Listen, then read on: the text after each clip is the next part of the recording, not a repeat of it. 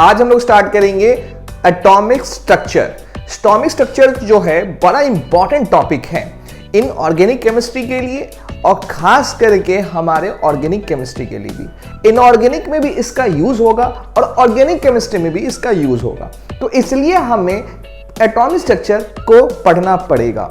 मैं आपको बता दूं, एटॉमिक स्ट्रक्चर को दो पार्ट में मैंने डिवाइड किया है, पार्ट 1 पार्ट 2। पार्ट 1 पार्ट 2 में मैं बता दूं, पार्ट 1 जो होगा क्वांटम नंबर के बारे में स्टडी करेंगे और पार्ट 2 जो है हम लोग मॉडल्स के बारे में पढ़ेंगे, जैसे Bohr model, Rutherford model, J Thomson model और क्वांटम फिजिक्स के बारे में पढ़ेंगे। हम लोग इसके अंदर स्टडी करने वाले हैं। मैं बता दूं, पार्ट 1 जो है सबसे इंपॉर्टेंट है इनऑर्गेनिक और ऑर्गेनिक के लिए। पार्ट 2 जो है इंपॉर्टेंट है फिजिक्स के लिए, क्योंकि हम आगे जाकर 12th क्लास में यही सेम चीज हम पढ़ेंगे वहां पर भी। आप लगता है नहीं समझे, मतलब पार्ट 2 जो है हम लोग फिजिक्स में भी पढ़ेंगे 12th क्लास में। इसका मतलब है कि आपका जो यहां केमिस्ट्री आप पढ़ने वाले हैं वो सेम चीज आपको 12th में पढ़ना पड़ेगा। आपको मैं कंटेंट की बात कर दूं, इस लेक्चर में आप कौन कौन से टॉपिक स्टडी करने वाले हैं मैं आपको बता दूं। आपको दिख रहा होगा कि यहां पे क्वांटम नंबर के बारे में स्टडी करने वाले हैं। क्वांटम नंबर के 4 टाइप्स होते हैं, प्रिंसिपल, एजिमुथल, मैग्नेटिक और स्पिन क्वांटम नंबर। इसका टाइमिंग भी मैंने दे दिया है। आपको लगता है कि कोई स्पेसिफिक टॉपिक आपको पढ़ना है तो आप किसी भी टॉपिक उस टाइमिंग पे जा सकते हैं और वहां पे आप क्लिक करके उस जगह पहुंच जाएंगे। डिस्क्रिप्शन में मैंने वो चीज दे दिया है। चलिए स्टार्ट करते हैं। क्वांटम नंबर क्या होता है और प्रिंसिपल क्वांटम नंबर क्या होता है। क्वांटम नंबर है क्या, और साथ ही साथ ये भी देखेंगे कि इसके टाइप्स। तो स्टार्ट करते हैं क्वांटम नंबर। तो क्वांटम नंबर मैं बता दूं, क्वांटम नंबर है क्या, सिंपल सा एक डेफिनेशन है, इसको ध्यान से देखें। Number use to locate an electron in an atom.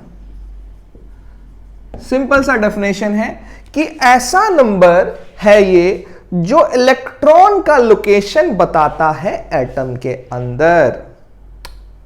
मतलब सिंपल सा कहना चाह रहे हैं कि इलेक्ट्रॉन का लोकेशन बताता है एटम के अंदर। जैसे कि मैं बात करूं, क्या कहना चाहता है ये बोलना चाह रहा है कि मान लो कोई 2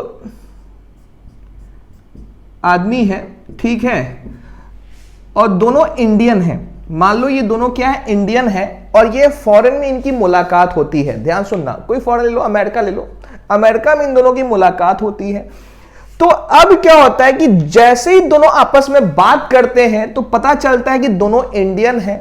इंडिया, अब पूछता है कि इंडिया में कहां रहते हो। जब भी कोई बाहर में कोई मिलता है तो पूछा जाता है कि इंडिया में कहां रहते हो, तो ये पूछेगा, कहेगा भैया मैं कहां रहता हूं, तो ये कहेगा ये बोलेगा कि मैं यूपी में रहता हूं, ठीक है, इंडिया में। और ये भी कहेगा मैं भी यूपी में रहता हूं। अब यूपी में बोलेगा यूपी में कहां रहते हो, तो कहेगा ये गाजियाबाद में, और ये बोलेगा मैं भी गाजियाबाद में रहता हूं। अब पूछेगा गाजियाबाद में कहां रहते हो, तो कहता है ये वैशाली में रहता हूं, ये भी कहता है वैशाली में रहता हूं। तो देखा जा रहा है कि दोनों का जो एड्रेस है सेम मिल रहा है। ये एग्जांपल लेने का पर्पस ये है कि दोनों का एड्रेस क्या मिल रहा है, सेम मिल रहा है, यूनिक एड्रेस नहीं मिल रहा दोनों का। फिर ये बोलेगा कि वैशाली में कहां रहते हो, तो कहता है कि मैं जो हूं, मैं वैशाली में इस सेक्टर में 4th सेक्टर में रहता हूं, और इसने कहा 3rd सेक्टर में रहता हूं। तो सेक्टर ये डिसाइड किया कि दोनों का एड्रेस क्या है, अलग है। मतलब क्या है, ये मान लो ये 2 इलेक्ट्रॉन है, तो 2 इलेक्ट्रॉन जो होंगे, जो भी जितने भी इलेक्ट्रॉन्स होंगे एटम के अंदर, उनका एड्रेस डिफरेंट होगा। एड्रेस क्या होगा, डिफरेंट होगा, अलग अलग जगह पे होंगे, एग्जिस्ट करेंगे, उसका लोकेशन डिफरेंट होगा। ये कहना चाह रहे हैं। तो एक सिंपल सा कहना चाह रहा है कि क्वांटम नंबर है क्या। क्वांटम नंबर सिंपल सा बताता है कि लोकेशन बताएगा इलेक्ट्रॉन का, एटम के अंदर बताएगा, ठीक है, ये कहना चाहता है। इसके 4 टाइप्स होते हैं, 4 टाइप्स। पहला जो है principal quantum number,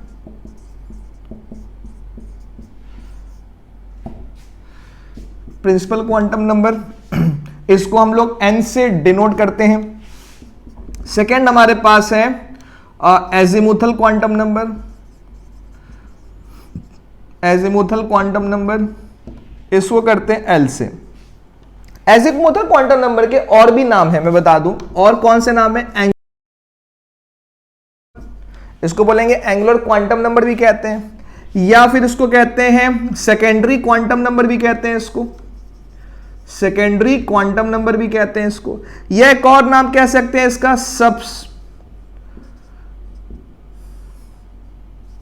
subsidiary quantum number भी कहते हैं इसको, सब्सिडरी क्वांटम नंबर भी इसको कहते हैं। ठीक है, इनके 4 नाम है, एजिमुथल, एंगुलर, सेकेंडरी, सब्सिडरी, ये 4 नाम इसके हैं। इन चारों को ध्यान रखेंगे। थर्ड मैं बात करूं यहां पे, थर्ड जो हमारा है magnetic quantum number, magnetic quantum number, और फोर्थ हमारा है spin quantum number, spin quantum number.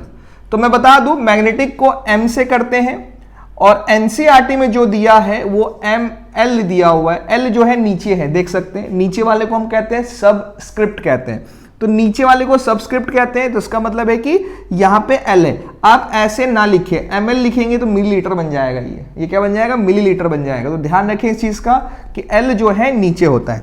Spin quantum number में इसको एस बोलते हैं, और एनसीईआरटी में जो दिया है एमएस दिया हुआ है। तो ध्यान रखेंगे, एंट्रेंस में जनरली एम और एस में देखा जाता है, ठीक है, और एनसीईआरटी में जो दिया है वो क्या दिया है? एमएल और एमएस दिया हुआ है। तो 4 क्वांटम नंबर है, फटाफट उसको याद करने की कोशिश करें, बार बार उसको बोलें कि पहला कौन सा है प्रिंसिपल क्वांटम नंबर, दूसरा कौन सा है एजिमुथल क्वांटम नंबर, थर्ड कौन सा मैग्नेटिक क्वांटम नंबर, फोर्थ कौन सा है स्पिन क्वांटम नंबर। इसको 4-5 बार रिपीट करें कि एटलीस्ट ये याद हो जाए कि कौन कौन से क्वांटम नंबर है। सबसे इंपॉर्टेंट चीज ये है कि इसके 4 नाम है, ये चारों नाम इनके याद होने चाहिए। तो स्टार्ट करते हैं principal quantum number. Principal quantum number है क्या? तो इसको हटा देते हैं। नेक्स्ट हमारे पास है प्रिंसिपल क्वांटम नंबर। तो प्रिंसिपल क्वांटम नंबर क्या होता है? तो पहला पॉइंट लिखेंगे, किसने दिया था? Proposed by Niels Bohr. तो नील्स बोर के बारे में मैं बता दूं, आपको दिख रहा होगा स्क्रीन पे, नील्स बोर ने सबसे पहले बताया, प्रिंसिपल क्वांटम नंबर के बारे में बताया। डिनोट कैसे करते हैं? अभी हमने देखा, denoted by n, small n लिखेंगे, denoted by small n. Third point ये है कि रिप्रेजेंट क्या करता है? ये रिप्रेजेंट्स बोलेंगे यहां पे हम लोग शेल्स को करता है, ठीक है, या फिर बोल सकते हैं ऑर्बिट। ऑर्बिट और शेल एक ही बात है। और हम यहां पे एनर्जी लेवल, सभी का मतलब एक ही है यहां पे, shell, orbit, energy level. Next हमारा क्या है? Gives average distance from nucleus. मतलब क्या बोलना चाह रहा है कि ये हमारा, मान लो ये हमारा है, ये देखो यहां पे, ये न्यूक्लियस मान लो, ये क्या है? हमारा न्यूक्लियस है। न्यूक्लियस से ये डिस्टेंस बताएगा कि कितना डिस्टेंस है, ये डिस्टेंस बताएगा कितना डिस्टेंस है। तो आपको लग नहीं रहा है यहां पे रेडियस की बात कर रहे हैं? किसकी बात कर रहे हैं? रेडियस की बात कर रहे हैं। तो रेडियस जो होगा यहां पे एक फॉर्मूला से निकालते हैं, 0.529 into n square upon Z. ये हमारे पास फॉर्मूला होता है जिससे कि हम लेंथ निकाल सकते हैं या रेडियस निकाल सकते हैं, इसका और भी शेल का निकाल सकते हैं। एन क्या है? यहां पे शेल नंबर है। जैसे कि फर्स्ट शेल है तो एन की वैल्यू 1 होगी, सेकेंड शेल है तो एन की वैल्यू 2 होगी, और जेड क्या है? यहां पे एटॉमिक नंबर है। यहां पे क्या है? Atomic number. तो आप इसको लिख लें कि क्या क्या बोला मैंने। ये 4 पॉइंट बड़ा इंपॉर्टेंट है कि क्या क्या बोला, किसने बताया, डिनोटेड बाय क्या है, और रिप्रेजेंट्स शेल, ऑर्बिट या एनर्जी लेवल, या gives average distance from nucleus. तो ये हम लोगों ने सीखा कि कैसे निकाला जाता है। ये फॉर्मूला का डेरिवेशन भी करेंगे हम लोग, पार्ट 2 में करेंगे। तो ये फॉर्मूला कैसे आया तो हम लोग पढ़ेंगे। और हाँ, यूनिट भी ध्यान रखिए, यूनिट क्या होगा? ए नॉट होगा। यूनिट क्या होगा? ए नॉट। एक ए नॉट क्या है? 1 ए नॉट की वैल्यू जो होती है 10⁻⁻10 मीटर होता है। ये ध्यान रखिए इस चीज का। जो यहां पे ए नॉट की वैल्यू है, इसकी मीटर में चेंज करेंगे तो ये वैल्यू होता है। तो इसको आप लिख ले, हम लोग आगे चलते हैं। इसमें कुछ ज्यादा टफ चीज नहीं है ना, और हमने बचपन में ये पढ़ा भी है पहले से, क्योंकि शेल के बारे में ऑलरेडी हमें पता रहता है। बस यहां पे एक नाम रख दिया प्रिंसिपल क्वांटम नंबर, सुन करके थोड़ा सा अटपटा सा लग रहा होगा, नहीं तो 9th क्लास में ये शेल के बारे में पता होता है बच्चों को। तो नहीं भी पता कोई बात नहीं है, फिर भी मैंने इसको बता दिया। तो चलिए आगे बढ़ते हैं। नेक्स्ट पॉइंट है कि शेल कौन कौन से होते हैं। शेल हमारे पास याद करो के, एल, एम, एन, ओ, इंफिनिटी तक हो सकता है, इनफाइनाइट हो सकता है, के, एल, एम, एन, ओ, इनफाइनाइट तक शेल हो सकता है। ठीक है, अब मैं बोलूं यहां पे एन की वैल्यू क्या होगी, तो यहां लिख सकते हैं वैल्यू ऑफ एन। तो एन की वैल्यू क्या होगी, के के लिए होगा 1, एल के लिए होगा 2, एम के लिए होगा 3, एन के लिए होगा 4, ओ के लिए होगा 5। सोचिए आप, यहां पे फर्स्ट शेल है, इसको के बोलते हैं, तो फर्स्ट शेल के लिए एन क्या हो गया, 1 हो गया। ये हमारा सेकंड शेल है, इसको क्या बोलते हैं, एल बोलते हैं, और सेकंड शेल हो गया तो एन की वैल्यू 2 हो गया। तो ये कहां तक जाएगा, इनफिनाइट तक जाएगा। ठीक है, तो ये भी पॉइंट आपको समझ में आ गया होगा। नेक्स्ट पॉइंट की बात करते हैं। नेक्स्ट पॉइंट हमारे पास है कि नंबर ऑफ इलेक्ट्रॉन्स निकालने, number of electrons in a shell, in a shell. तो कैसे निकालते हैं, याद करो 2n² निकालते हैं। क्या निकालते हैं, 2n²। ठीक है, तो 2n² हमारे पास फॉर्मूला होता है इस जगह पे। अब देखेंगे, जैसे कि मान लो फर्स्ट शेल है, मान लो शेल हमारे पास k है। ठीक है, फर्स्ट शेल क्या हमारे पास k है, तो इलेक्ट्रॉन्स कितने होंगे बताएं, n की वैल्यू 1 हो गई, तो 1 का स्क्वायर 1 और 2 से मल्टीप्लाई कर दिया, तो यहां पे इलेक्ट्रॉन्स कितने हो जाएंगे, 2 हो जाएंगे। मान लो हमारे पास l है, l का मतलब n की वैल्यू 2 पुट कर देंगे तो कितना हो जाएगा यहां पे, तो यहां पे हो जाएगा इस जगह पे 2 का स्क्वायर 4 हो जाएगा, 4 इंटू 2 तो आ जाएगा हमारे पास 8 आ जाएगा। ठीक है, ऐसे करके हम लोग m का, n का, o का आराम से निकाल सकते हैं कितने इलेक्ट्रॉन्स होंगे। ठीक है, जैसे कि हमारे पास m की बात करें, इसका भी निकाल लेते हैं। तो इसमें निकालेंगे तो 3 का स्क्वायर 9 इंटू 2 18 हो जाएगा। तो थर्ड शेल में मैक्सिमम कितने इलेक्ट्रॉन आ सकते हैं, तो यहां लिख सकते हैं कि number of electrons in a shell, तो यहां पे मैक्सिमम लिख ले, maximum number of electrons, maximum number of electrons in a shell कितना हो सकता है, 2n² हो सकता है इस जगह पे, जो हमने देख लिया। तो ये हमारे पास फॉर्मूला है, इसको ध्यान रखिए कि निकाला कैसे जाता है। नेक्स्ट हमारे पास है कि अब आता है कि number of orbital in a shell, तो कैसे निकालते हैं, n²। अब ये आ गया, नया टर्म आ गया सर, ऑर्बिटल क्या होता है, तो थोड़ी देर में सीखेंगे ऑर्बिटल होता क्या है। नेक्स्ट हमारे पास है कि मैंने बोला कि नंबर, अब देखिए यहां पे ध्यान सुने, जितने नंबर ऑफ शेल होंगे, नंबर ऑफ शेल जितना होगा उतना ही हमारा नंबर ऑफ सब शेल होगा। अब ये क्या है सर, ये शेल और सब शेल क्या है, देखो अभी हम सीखने वाले हैं, एजीमुथल क्वांटम नंबर में आएगा, बट मैं आपको बता दूं कि शेल क्या है और ऑर्बिटल क्या है। एक सिंपल सा एग्जांपल ले लूं मैं, ध्यान सुनना ध्यान से। मैंने बोला कि देखो एक है शेल, एक है सब शेल और एक हमारे पास है ऑर्बिटल। इन तीनों में क्या फर्क है, मैं सिंपल समझा रहा, ध्यान समझना इस चीज को। इसको मैं बोल देता हूं कि दादाजी है, ये मान लो दादाजी, ये हमारे पापा जी बोल दिया मैंने, और इसको मैंने बोल दिया बेटा जी। तो इसका मतलब ये है कि ये क्या बताना चाह रहा है कि दादाजी के बेटे का नाम है सब शेल और पापा जी के बेटे का नाम है यहां पे ऑर्बिटल। ठीक है, यहां पे क्या नाम है, ऑर्बिटल। तो इसका मतलब ये साफ साफ ये कहना चाहता है कि शेल के अंदर कौन, यहां पे सिंपल सा देख सकते हैं कि सब शेल जो है इसके अंदर होगा ऑर्बिटल इसके अंदर होगा, ये तो कहना चाह रहा है कि ऑर्बिटल होगा इसके अंदर, सब शेल होगा इसके अंदर। तो मतलब क्या है कि शेल जैसे इलेक्ट्रॉन कंटेन करता है वैसे ही करके सब शेल भी इलेक्ट्रॉन कंटेन करेगा, ऑर्बिटल भी इलेक्ट्रॉन कंटेन करेगा, बट पार्ट वाइज जो है उसको अलग अलग कर दिया गया है। बस ये समझाना चाह रहा है। तो इसलिए मैंने बोला कि नंबर ऑफ ऑर्बिटल निकालना होगा एक शेल के अंदर, तो फॉर्मूला हमारे पास n² होता है, ये कहना चाह रहा है। ठीक है, अब इसमें कहता है कि इसका मतलब है कि नंबर ऑफ शेल और नंबर ऑफ सबशेल क्या होते हैं, दोनों इक्वल होते हैं। नंबर ऑफ शेल और नंबर ऑफ सबशेल क्या होते हैं, इक्वल होते हैं, ये बताना चाह रहा है। जितने शेल होंगे उतने सबशेल होंगे। जैसे यहां पे एक शेल है तो सबशेल कितना होगा, 1 होगा। यहां पे शेल 2 है, सेकेंड शेल है, तो इसमें सबशेल कितना होगा, तो 2 होगा।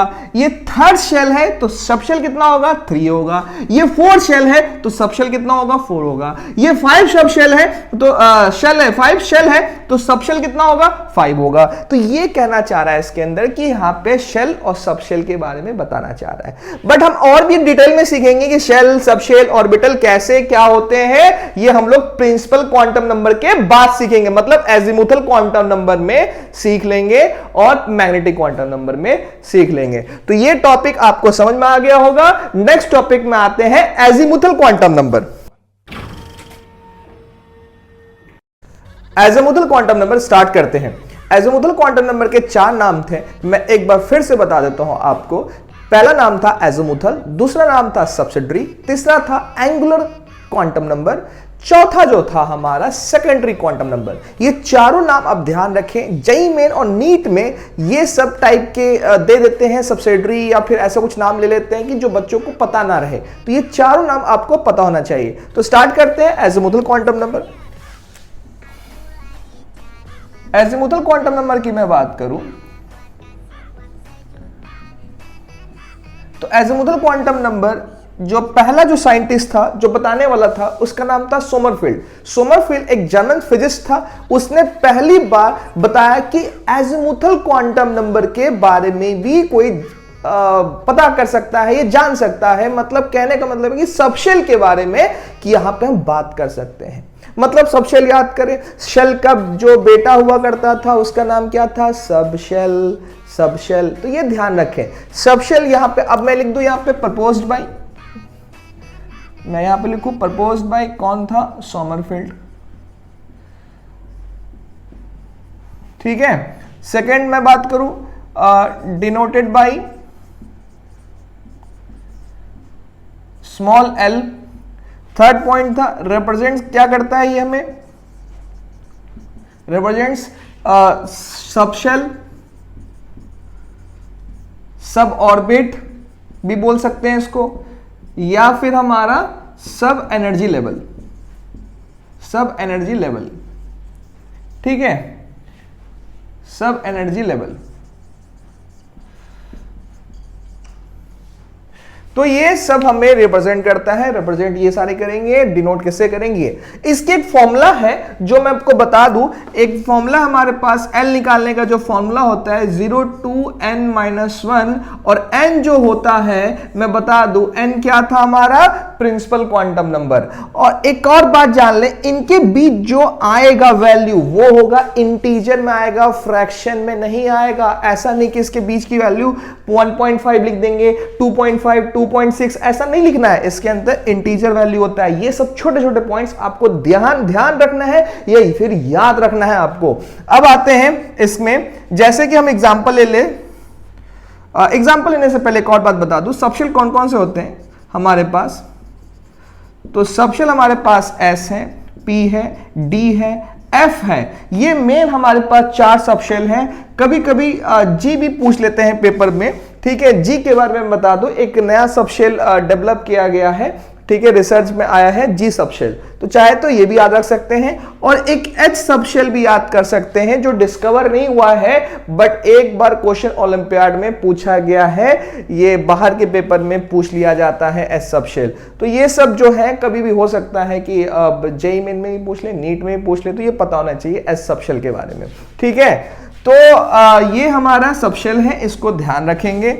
अब मैं बात करूं, जैसे एग्जांपल ले लूं इसके अंदर, मैं बोलूं कि हम मेरे पास n की वैल्यू जो है 1 है, ठीक है, n की वैल्यू 1 नहीं, छोड़ो, ले लेते हैं n की वैल्यू यहां पे 4 ले लेते हैं, चलो n की वैल्यू 4 ले लेते हैं एग्जांपल में। तो l की वैल्यू क्या क्या हो सकती है, सोचें एक बार, l की वैल्यू क्या हो सकती है, फॉर्मूला लगाएंगे 0 2, n की वैल्यू 4 -1, तो आ गया 0 2 3, तो इसके बीच का इंटीजर कौन कौन से होंगे, तो लिख सकते हैं 0 1 2 3, ये लिख सकते हैं। तो इंटीजर लिखा है मैंने सारी वैल्यू, तो इसका मतलब ये हमारा है जो सबशेल है, जैसे सबशेल हमारे पास कौन कौन से हैं 0 1 2 3, ये वैल्यू आ रही है, तो ये हमारे 4 सबशेल इसके अंदर होंगे। तो कहने का मतलब है दादाजी का नाम है 4 शेल और बेटे का मतलब बाप का नाम है कितने हैं इसके बेटे कौन कौन है, 0 है 1 है 2 है 3 है, इनके नाम है इस बेटे का, ठीक है, 0 1 2 3, 4 बेटे हैं इनके, इसके कितने बेटे हैं, 4 बेटे हैं, ये हमें पता होना चाहिए। तो अब ये जो 0 0 1 2 3 जो बोला जा रहा है, इनका नाम रख दिया सबशेल का कि 0 का नाम ये होगा, 1 का नाम ये होगा, 2 का नाम ये होगा, 3 का नाम ये होगा। तो नेक्स्ट पॉइंट जो देखेंगे इसके अंदर, हमारा जो नेक्स्ट पॉइंट होगा इसके अंदर देखेंगे, नेक्स्ट पॉइंट आएगा, एक छोटा सा टेबल बना ले इस जगह पे, इस जगह लिख सकते हैं कि हमारे पास सबशेल है L की वैल्यू ऑफ L की बात करें, इसमें 0 आ रहा है, 1 आ रहा है, 2 आ रहा है, 3 आ रहा है, ठीक है, 4 आ रहा है। तो इसमें जो होगा हमारे पास किसकी वैल्यू, इसका नाम होगा सबशेल का, कौन से सबशेल हो सकते हैं, इसमें बोल दिया गया कि ये S होगा, ये P होगा, ये D होगा, ये F होगा, ठीक है, S P, ऐसे देखें S P D F और इसका G। अब बताओ H क्या होना चाहिए, सोच के बताएं। जब S की वैल्यू 0 है, P की वैल्यू 1 है, D की वैल्यू 2 है, F की वैल्यू 3 है, G की वैल्यू 4 है, तो क्या ऐसा लग रहा है ना कि 0 1 2 3 4, इसकी वैल्यू 5 आएगी, इसका मतलब इसकी वैल्यू क्या आएगी, 5 आएगी। तो बड़ा आसान है इसको याद करना, ऐसा कुछ है नहीं कि इसको याद नहीं किया जा सकता। तो इसका मतलब ये जो इनके जो 4 बेटे हैं, इनका नाम एक का है S दे दिया है, इसका P दे दिया है, इसका D दे दिया है, इसका F दे दिया है। तो 4 बेटे इनके कौन कौन से होंगे, S P D F होंगे, किसके, n = 4 है। तो ये बोला जा रहा है, इसको थोड़ा सा आपको समझना पड़ेगा इस चीज को। अब आते हैं इसके अंदर, मैं बोलूं कि नंबर ऑफ ऑर्बिटल्स निकालने हैं, तो कैसे निकालेंगे, तो हमारा फॉर्मूला होता है 2l+1 होता है फॉर्मूला। क्या फॉर्मूला होता है, 2l+1 फॉर्मूला होता है। अब 2l+1 का मतलब हो गया कि यहां पे हमें ऑर्बिटल मिल जाएगा कि अब ऑब्वियस सी बात है, बाद में इनका भी निकालेंगे हम लोग। क्या निकालेंगे, इनके भी बेटे होंगे, इनके भी बेटे होंगे, इनके भी बेटे होंगे, इनके भी बेटे होंगे। तो इनके बेटे होंगे तो कितने बेटे होंगे, तो कैसे पता करेंगे, इस फॉर्मूले से पता करेंगे। और अप्लाई कैसे करते हैं थोड़ी देर में सीख लेंगे, इसमें क्या है, ठीक है, कैसे ऐसे करते हैं। और इनका जो लैटिन में नाम रखा गया है ये भी जान ले, S P D F G H का लैटिन में नाम रखा गया है। उनका नाम जो है, इसका नाम रख दिया है शार्प, इनका नाम रख दिया है शार्प, इसका नाम रख दिया है प्रिंसिपल, इनका नाम रख दिया है डिफ्यूज्ड, इनका नाम रख दिया है फंडामेंटल, इनका नाम रख दिया है जनरलाइज्ड। H का कोई नाम नहीं है, ये अभी डिस्कवर नहीं हुआ है, इसलिए H का नाम नहीं सोचा गया है। बट ये अनुमान लगाया जा रहा है, एजप्शन किया जा रहा है कि S P D F G के बाद H ही सबशेल होगा, इसलिए H के बारे में लोग पूछने स्टार्ट कर दिए हैं एंट्रेंस एग्जामिनेशन में, इसलिए हमें पता होना चाहिए। अब आते हैं इसमें, अब इस फॉर्मूले से हम चाहे तो नंबर ऑफ ऑर्बिटल निकाल सकते हैं, और हमें निकालना है नंबर ऑफ इलेक्ट्रॉन्स निकालना है, number of electrons in a subshell, in a subshell. तो फॉर्मूला क्या होगा, 2 × l+1, ये फॉर्मूला हमारे पास होगा। तो ये फॉर्मूला हमें ध्यान रखना है, ठीक है। तो इसको हटा देते हैं यहां तक, तो ये बात समझ में आ रहा होगा। अब एक बार इसको फिर से रिवाइंड करके देख लें कि क्या क्या मैंने लिखवाया। पॉइंट आपको ध्यान रखना है। पहला पॉइंट क्या देखना है, एकदम फटाफट याद करें, SPDF SPDF SPDF. Value L की वैल्यू क्या होगी, 0 1 2 3 0 1 2 3 0 1 2 3 0 1 2 3, ऐसे याद रखना है। ऐसे याद रखेंगे आप, हम लोग ऐसे ही दिमाग में रखेंगे, इनको याद ही करना पड़ेगा, कोई ऑप्शन नहीं है हमारे पास।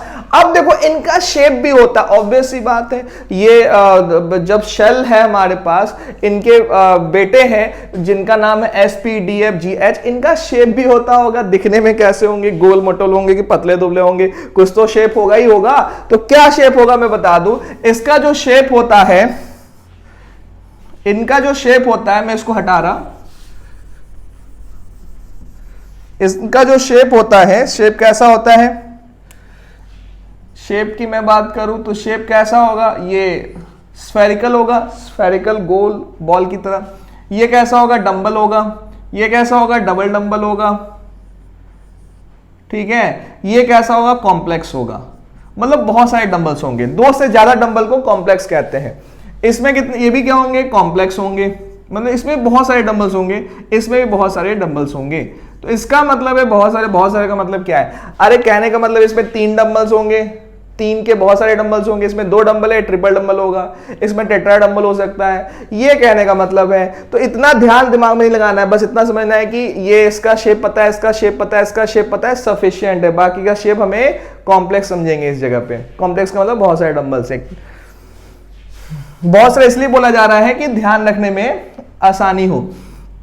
तो कहने का मतलब है सिंपल सा बताओ ना सर, सिंपल बताओ, इतना क्या आपने कॉम्प्लेक्स कर दिया, कॉम्प्लेक्स बोल बोल के कॉम्प्लेक्स कर दिया। अरे सिंपल सा है, एल की वैल्यू, सब शेल की वैल्यू, सब शेल हमारे पास ये है, एल की वैल्यू ये याद रखना है, शेप ये ध्यान रखना है। ये टेबल इतना इंपॉर्टेंट है कि ध्यान रखना ही पड़ेगा। और ये जो है ये फॉर्मूला आप चाहे तो याद करें या ना करें, ये फॉर्मूले का यूज जो है करने की इतना जरूरत नहीं पड़ता है, क्योंकि हमें पता चल जाता है, इस जगह पे याद हो जाता है कि इसके अंदर ऑर्बिटल कितने होंगे, इसके अंदर ऑर्बिटल कितने होंगे, इसके सभी के ऑर्बिटल पता चल जाता है। कैसे देखते हैं, जैसे हमारे पास L की वैल्यू 1 है, ठीक है, 1 किसका है, P का होता है। इसमें हमारे पास नंबर ऑफ ऑर्बिटल्स कैसे निकलेंगे, नंबर ऑफ ऑर्बिटल्स कैसे निकालेंगे, फॉर्मूला लगा दें, 2 इंटू 1 प्लस 1, तो आगे आंसर हमारा 3। तो L मतलब P में जो होते हैं 3 ऑर्बिटल होते हैं। मतलब क्या है, P के जो बेटे होंगे, 3 बेटे होंगे। अब तीनों का नाम होगा, वो हम मैग्नेटिक में पढ़ेंगे। अब क्या नाम होता है तीनों का, तो मैग्नेटिक में पढ़ेंगे। अब ऐसे करके L की वैल्यू 2 है, तो नंबर ऑफ ऑर्बिटल्स कैसे निकालेंगे, 2 इंटू 2 प्लस 1, तो आ गया 5 आ गया। तो 5 जो है हमारा यहां पे ऑर्बिटल है, और इसका मतलब है कि डी सब शेल के 5 बेटे होते हैं, जो यहां पे ये बताना चाह रहा है। एकदम सिंपल सा रिलेशन लगा कर रखेंगे, दादाजी, पापा जी, बेटा जी, ये ध्यान रखेंगे तो अपने आप क्लियर हो जाएगा कि रिलेट कर सकते हैं कौन कितने किसके बेटे हैं, ये कहना चाह रहा है। तो ये आपको थोड़ा थोड़ा करके क्लियर हो गया होगा इस जगह पे, ठीक है। इसको आप लिख लें फटाफट।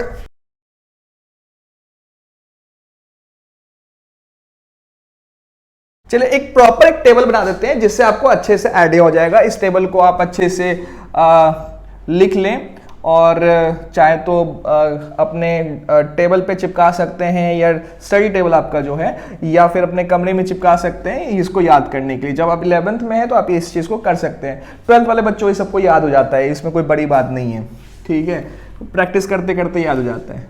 तो देखेंगे यहाँ पे सब शेल ऐसे लिख लेंगे, सब शेल वैल्यू ऑफ L,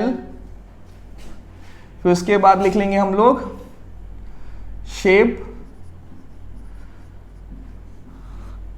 और उसके बाद हम लोग लिख लेंगे number of electrons, number of electrons in a sub shell, ठीक है। तो फॉर्मूला इसका क्या होता था, 2 times of L 2L plus 1। इसका फॉर्मूला क्या होता था, कहाँ गया, नंबर ऑफ ऑर्बिटल्स भी रह गया, नंबर ऑफ ऑर्बिटल्स भी यहां पे लिखना चाहेंगे तो लिख सकते हैं। शेप हटा देते हैं, शेप तो पता चली गया आपको, तो नंबर ऑफ ऑर्बिटल्स लिख लेते हैं। शेप तो आपको पता चल ही गया है, तो नंबर ऑफ ऑर्बिटल्स कर लेते हैं। तो नंबर ऑफ ऑर्बिटल्स का फॉर्मूला क्या है, यहाँ पे 2l+1। तो लग नहीं रहा कि फॉर्मूले में क्या किया गया, सेम फॉर्मूला है, बस मल्टीप्लाई बाय 2 कर दिया गया है, ये तो किया है इसके अंदर। चलिए आते हैं फटाफट। s वैल्यू 0, p होगा 1, d होगा 2, f होगा 3, g होगा 4 और h आएगा तो 5। फॉर्मूला लगाते हैं, 0 पुट किया, 2 इंटू 0, 0 प्लस 1 तो 1 आ जाएगा। इसमें कितने होंगे, पुट कर दो 1, 2 इंटू 1 2 हो गया प्लस 1। तो मैं डायरेक्टली कर रहा, आप लोग सॉल्व करें इसको, ठीक है। मैं डायरेक्टली लिख रहा क्या होगा इसमें,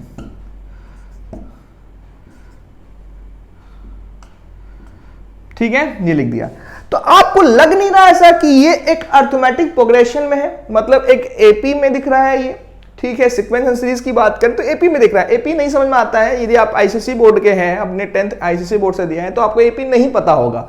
मगर मैं आपको बता दूं कि बहुत ही आसान है। एपी का मतलब छोड़ दे, आपको देखे एक मान लीजिए सपोज एस का हमें पता है कि नंबर ऑफ ऑर्बिटल्स कितने होते हैं, 1 होते हैं। तो इसमें आपको लग नहीं रहा कि 2 को ऐड किया गया है, 2 को ऐड किया गया है, 2 को ऐड किया गया है, 2 को ऐड किया गया है, 2 को ऐड किया गया है। कितना आसान है, मतलब एक का याद रखो सभी का याद हो जाएगा, यही है। तो फॉर्मूला याद करने की क्या जरूरत है, कोई जरूरत ही नहीं है फॉर्मूला की।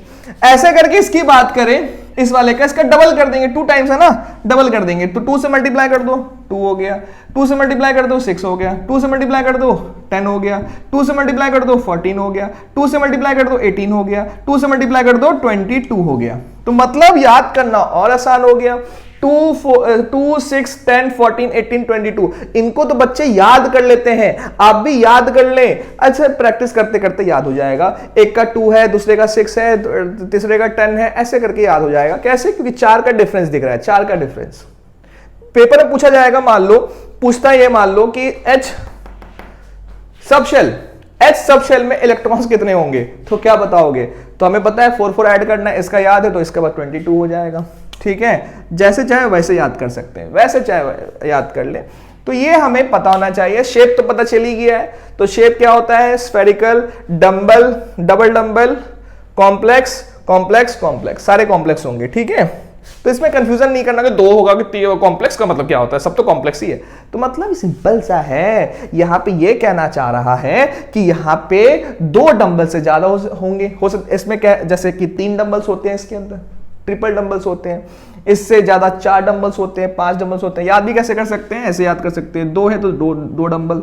अरे याद करने का तरीका बता रहे हैं, ऐसा नहीं कि यही समझ लेना, ये ट्रिक समझ लेना, ठीक है। 2 है तो डबल डंबल, 3 है तो ट्रिपल डंबल, 4 है तो टेट्रा डंबल, 5 होगा तो पेंटा डंबल्स, ठीक है, ये कहना चाह रहे हैं। तो इतना ध्यान नहीं रखना है आपको, ये कितना होगा क्या नहीं होगा, एग्जांपल लिया मैंने सिंपल सा, ठीक है। तो इसलिए कहते हैं इसको कॉम्प्लेक्स नाम रख दिया गया, जो कि कंफ्यूजन नहीं होना चाहिए, ठीक है। तो ये बात समझ में आ गया आपको, तो ये आपको पता होना चाहिए। अब जैसे कुछ छोटा सा क्वेश्चंस कर लेते हैं, इसको हटा देते हैं, इसको लिख लें, लिख लिया होगा आपने, ठीक है, इसको हटा रहे हैं।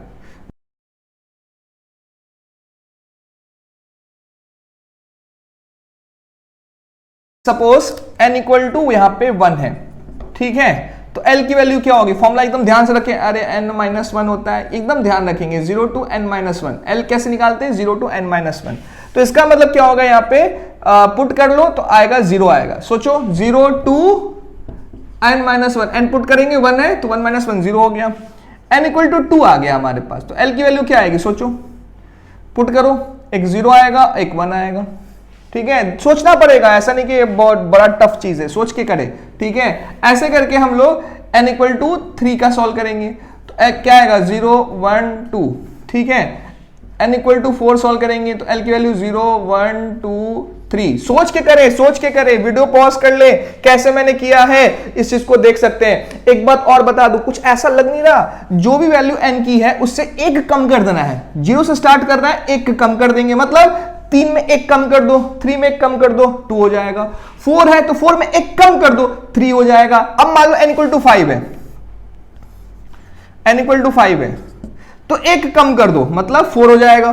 तो 0 से लेकर के 4 तक जाएंगे, 0 से लेकर के 4 तक जाएंगे। तो बड़ा सिंपल तरीका है, ऐसा भी नहीं है कि फॉर्मूला याद करना जरूरी है, सारे कुछ फॉर्मूले से नहीं होता है। ऐसा नहीं है फॉर्मूला याद कर लिया, भूल गए तो क्या करेंगे, तो छोटा छोटा टेक्निक पता होना चाहिए। टेक्निक क्या है, ये सब टेक्निक पता रखे, ठीक है।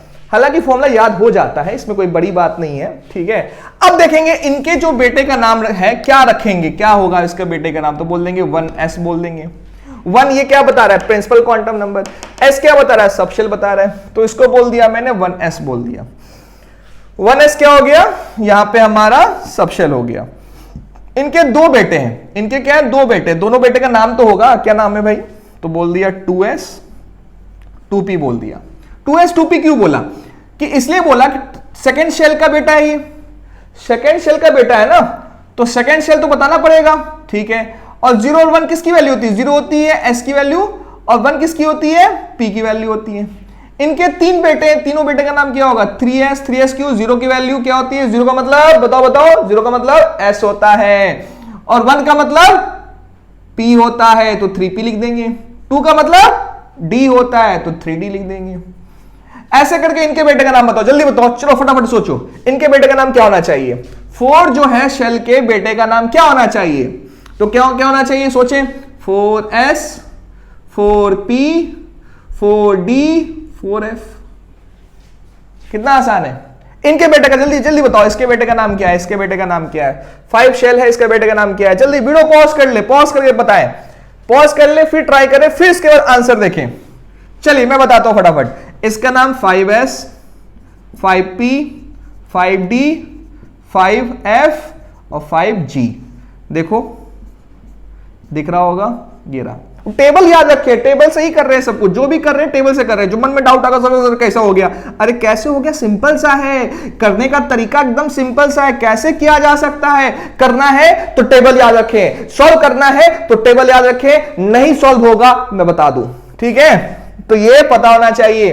तो ये हमारा क्या था, एज़िमुथल क्वांटम नंबर था। नेक्स्ट हम लोग क्या स्टार्ट करेंगे, मैग्नेटिक क्वांटम नंबर, क्या स्टार्ट करेंगे, मैग्नेटिक क्वांटम नंबर। तो इसको एक बार देख ले, नेक्स्ट टॉपिक पे आते हैं।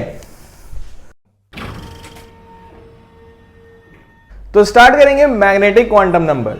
इसके अंदर अब बात करेंगे कि क्या कंफ्यूजन होता है इसके अंदर मैग्नेटिक क्वांटम नंबर को लेकर के, वो कंफ्यूजन भी खत्म करेंगे।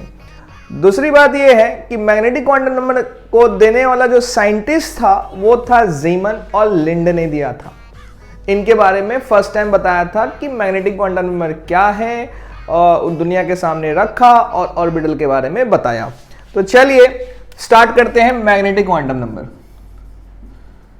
तो मैग्नेटिक क्वांटम नंबर की बात करूं तो पहला पॉइंट लिखेंगे, प्रपोज्ड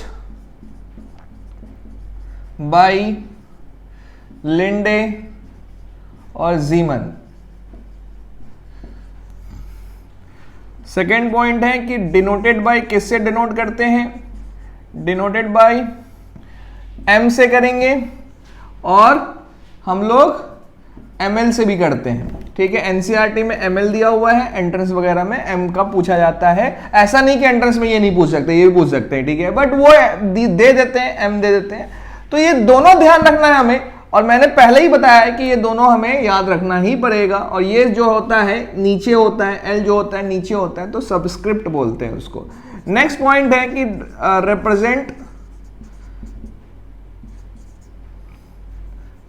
रिप्रेजेंट्स ऑर्बिटल,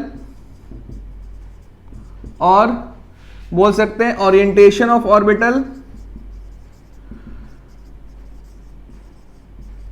और या फिर बता सकते हैं नंबर ऑफ ऑर्बिटल भी पता कर सकते हैं, इससे हम लोग नंबर ऑफ ऑर्बिटल भी पता कर सकते हैं। तो ये सीखेंगे, मतलब दादाजी के बारे में पढ़ लिया, पापा जी के बारे में पढ़ लिया, अब बेटे जी के बारे में पढ़ लेते हैं। चलिए स्टार्ट करते हैं।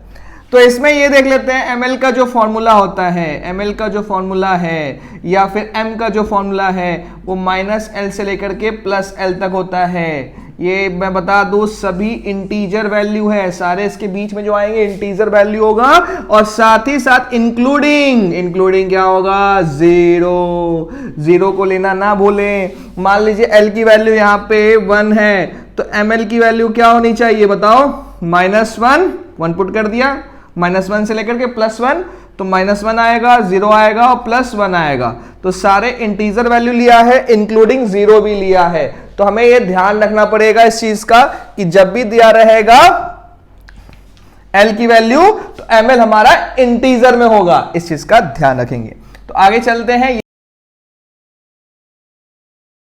नेक्स्ट हमारे पास है ओरिएंटेशन, ओरिएंटेशन ऑफ ऑर्बिटल की मैं बात करूं तो ध्यान से देखना, जैसे कि हमारे पास एस सब शेल है, तो इसमें एल की वैल्यू क्या होती है 0, एम एल क्या होगा 0, माइनस एल से प्लस होता है ना, माइनस एल से लेकर के प्लस एल तक होता है, तो ये फॉर्मूला तो समझ में आ ही गया होगा, ये फॉर्मूला होता है। तो अब इसकी वैल्यू है तो इसका ओरिएंटेशन कैसा होगा, तो ओरिएंटेशन का मतलब है सभी एक्सिस के बारे में बात करेंगे, तो ये एक्स एक्सिस हो गया, वाई एक्सिस हो गया, जेड एक्सिस हो गया, इसको 3D में बनाना, मतलब देखिए 3D में दिख रहा है, ये हमारा 3D में हो गया, ठीक है जेड। तो ये ओरिएंटेशन बता दिया किसका, एस का। तो यहां पे बोल दिया कि इस ऑर्बिटल का हमें बता दिया ओरिएंटेशन। ऐसे पी की बात करेंगे तो पी का क्या होगा, एल की वैल्यू 1 होगा, एम एल क्या होगा, पुट करें -1 0 +1, यही होता है। तो इसके ओरिएंटेशन की मैं बात करूं, इसका ओरिएंटेशन की मैं बात करूं, फॉर्मूला एकदम याद कर लें, फॉर्मूला याद कर लें, -L से लेकर +L, -L से लेकर +L, -L से लेकर +L तक होता है इंक्लूडिंग 0, ऐसे करके याद कर लें इसको। अब इसके ओरिएंटेशन की मैं बात करूं तो इसके अंदर इसका शेप क्या होता है, डंबल होता है, इसका स्फेरिकल होता है, स्फेरिकल बनाया, तो डंबल होता है, तो सिंपल सी बात है, इनके 3 बेटे हैं, तो 3 बेटे का तो नाम तो होगा ही, नाम क्या होगा, px होगा, py होगा और pz होगा, ये 3 नाम होंगे। क्या होंगे नाम, 3 नाम होंगे। और दिखने में कैसे होंगे सर, तो बाप जैसा ही दिखेगा ना, बाप क्या होता है डंबल, तो ये भी क्या दिखेगा, सब डंबल ही दिखेगा। तो कैसा होगा, px ऐसा दिखेगा, px कैसा दिखेगा, ऐसा दिखेगा, py कैसा दिखेगा, ऐसा दिखेगा। डंबल किस में होंगे, y एक्सिस पे होंगे डंबल, और ये x एक्सिस पे, और ये क्या z एक्सिस पे होगा। तो ये हमारा z एक्सिस है, तो ये दिख गया। तो दिखने में भी कैसे हैं, बाप जैसे ही हैं, इसमें कौन सी बड़ी बात है। तो px py pz, तो ये हमें पता होना चाहिए कि इनके 3 नाम हैं और तीनों का ऐसा होता है। इंपॉर्टेंट ये है कि बहुत लोग ये इसमें ये बताते हैं इस जगह पे कि z जहां होगा उसमें ml की वैल्यू 0 ले लेनी है। अरे भाई क्यों ले लेनी है, ऐसा कहीं लिखा ही नहीं है किसी बुक में, फालतू का बोल देते हैं, और ऐसा कुछ नहीं होता, मैं बता दूं। तो किसी बुक में ये पॉइंट दिया ही नहीं है, कहीं बोला ही नहीं गया है। हर एक बुक में यही बोला गया है कि यहाँ पे कोई सा ही वैल्यू हो सकता है, यहाँ पे कोई सा भी, px की वैल्यू -1, py की वैल्यू 0, pz की वैल्यू +1, ऐसा लग रहा है हमें, बट ऐसा कुछ नहीं है। यदि px की वैल्यू मुझे मैं px में पूछूं ml की वैल्यू क्या है, px में पूछूं ml की वैल्यू क्या है, -1 भी हो सकता है सर, 0 भी हो सकता है सर, +1 भी हो सकता है, कुछ भी हो सकता है, कुछ भी हो सकता है, ठीक है। तो मतलब कहने का मतलब है कि हमें तीनों याद रखनी है। आपको ऐसा लगता है कि -1 इसका है, 0 ऐसा है, +1 इसका है, तो ऐसे याद रख ले, बट फिक्स नहीं है, मैं बता दूं फिक्स नहीं है, तो इस चीज का ध्यान रखेंगे, ठीक है। तो अब आगे चलते हैं, डी की बात कर लेते हैं।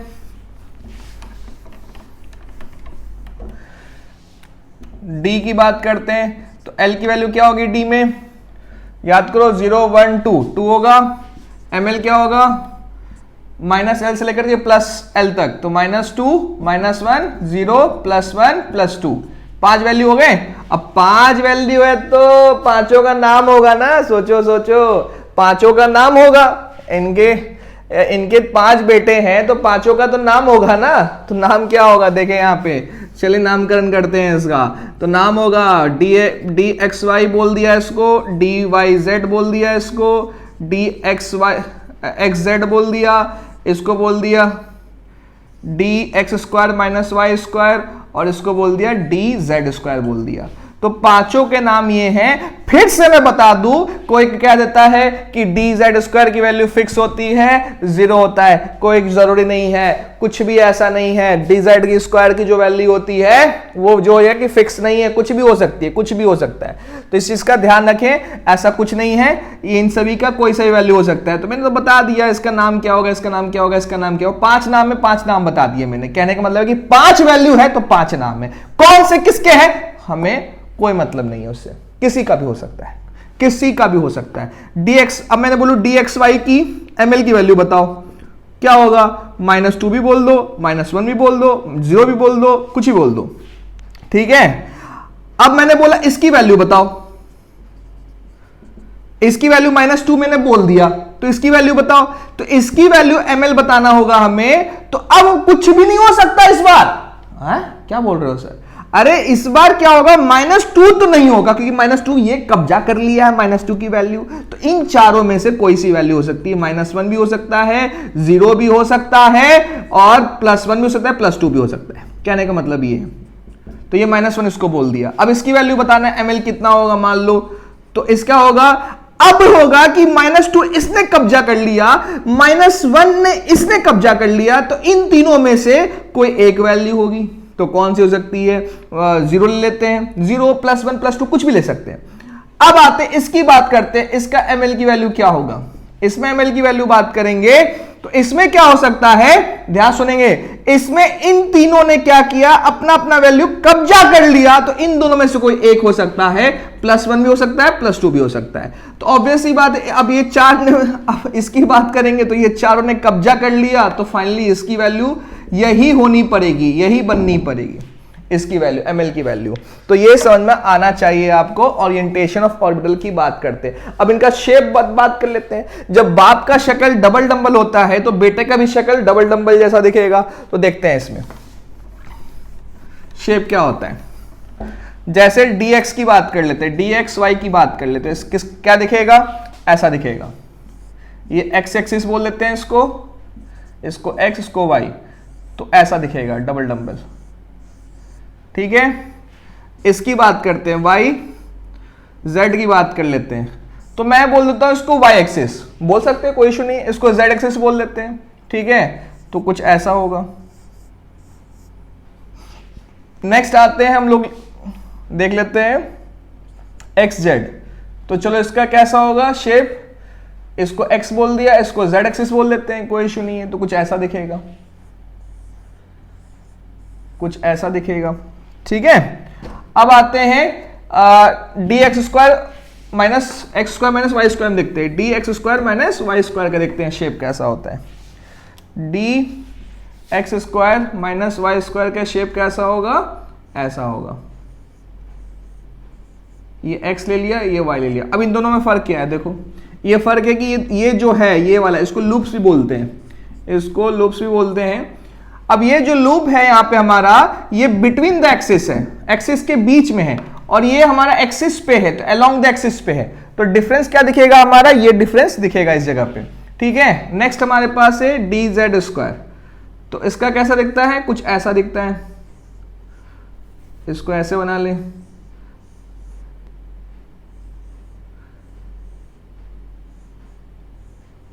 ऐसा दिखता है, ठीक है। ये रिंग है, रिंग की तरह, ये है क्या हमारा रिंग है। तो मतलब ये मान लो डंबल है, ये वाला, ये क्या है, डंबल है मान लो। तो रिंग ऐसे घूम रहा है, रिंग क्या कर रहा है, ऐसे घूम रहा है रिंग, ठीक है। रिंग कैसे घूम रहा है, ऐसे घूम रहा है, तो रिंग इस तरह से, ठीक है। और ये हमारा z एक्सिस बोल देते हैं इसको, इसको क्या बोल दिया, z एक्सिस बोल दिया, ठीक है। अब आता है सर एक डाउट है। मैंने बोला क्या सर, एक डाउट है कि इसमें सर डबल डंबल तो नहीं है, बाप जैसा दिखना चाहिए था, आपने कह दिया, तो ये दिख ही नहीं रहा। अब बाप जैसा बेटा नहीं दिख रहा है, मतलब समझ लो क्या हो रहा होगा। तो इसका मतलब है कि ये बाप जैसा शक्ल थोड़ा सा नहीं मिल रहा है। इसका कहने का मतलब बाप जैसा शक्ल नहीं मिल रहा। तो कह सकते हैं कि डबल डंबल सब में होता है, बट इसमें नहीं होता है। तो सब लोग इसको बोल देते हैं एक्सेप्ट, या पेपर में पूछता है क्वेश्चन कि which of the following has not contain double dumbbell. तो आंसर इज dz²। dz² में क्या होगा, डबल डंबल कंटेन नहीं करता है, दिख रहा है। डबल डंबल जैसा काम कौन कर रहा है, रिंग काम कर सकता है। कह देते हैं ऐसे, कह देते हैं कि डबल डंबल जैसा काम करता है, रिंग करता है, इसलिए इसको डी के कैटेगरी में रखा गया है। किसके कैटेगरी में रखा गया है, डी की कैटेगरी में। फिर भी सुन ले, ध्यान सुनना, डबल डंबल सबका होता है, इसका डबल डंबल नहीं होता। पेपर में इसलिए पूछा जाता है क्वेश्चन कि किसमें डबल डंबल नहीं होता, इन 5 डी ऑर्बिटल में किसका डबल डंबल नहीं होता, तो dz² का नहीं होता। और अब आएगा डाउट, आएगा सर इसका नाम अजीब सा लग रहा है सर, dx² माइनस y का नाम कैसे आ गया सर, dz² नाम क्या है सर, ये कैसे आ गया।